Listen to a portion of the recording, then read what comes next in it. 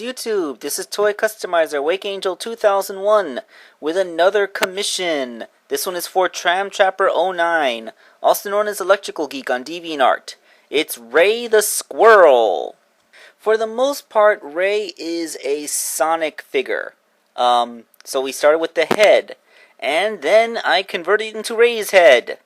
And I forgot to take the work in progress shots. I was kind of busy the week I was making this and forgot to take a lot of pictures.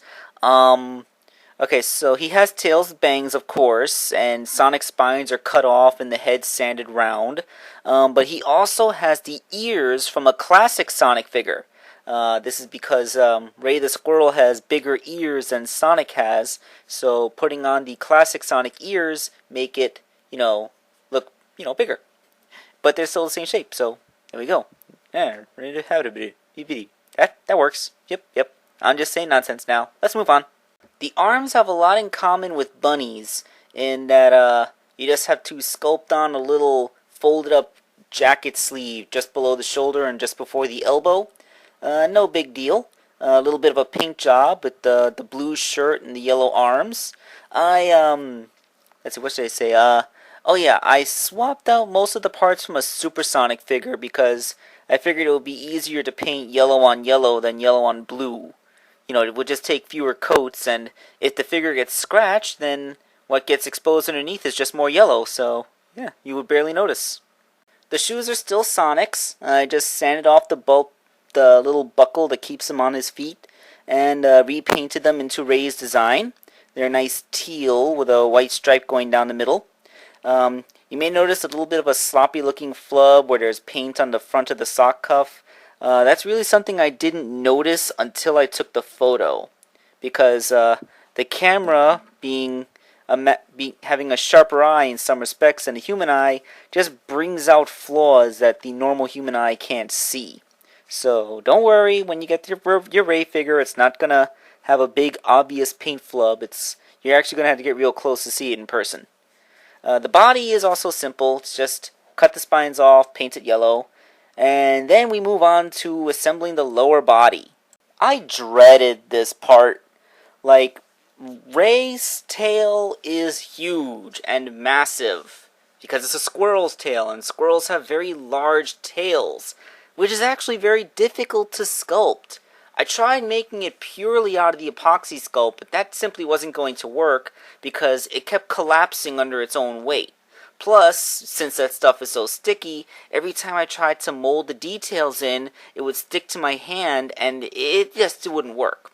So in the end, I ended up taking a tails figure, cutting off a large portion of the tip so I would be able to sculpt it rounder, and just there's a tail's tail in there is what I'm trying to get at. And the way it's attached to the back of the Sonic body isn't exactly the most elegant solution, but it was the best I could do. I had to attach the legs to the body first and then put the tail on because I wanted to make sure that the tail would touch the ground, because if it didn't, then this figure would be permanently thrown off balance. It's just a big, massive tail, and there's really no getting around that. The jacket is made from the same material as Princess Sally's vests that I always make, except the cut is slightly different. I gave him a little bit more of a tip to the front of it because it looks like he has like extended shirt tails hanging in that picture that he sent me at the beginning. So yeah, there's that.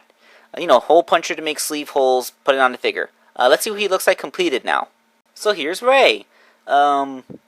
I don't know, Ray is such a relatively younger character. Like, he plays the part of Mighty's little brother character. He's sort of like Mighty's version of Tails. So, I don't know, I guess seeing this version, he looks kind of mean, I mean, Sonic's determined expression and fists kind of make the character look more aggressive than you'd think he would.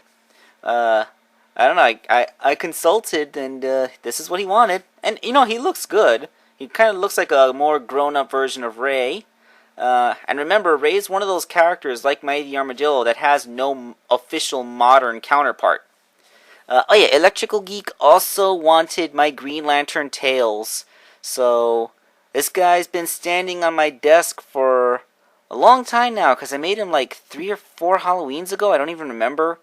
And It's with a heavy heart that I part with my Green Lantern tails as well for this commission.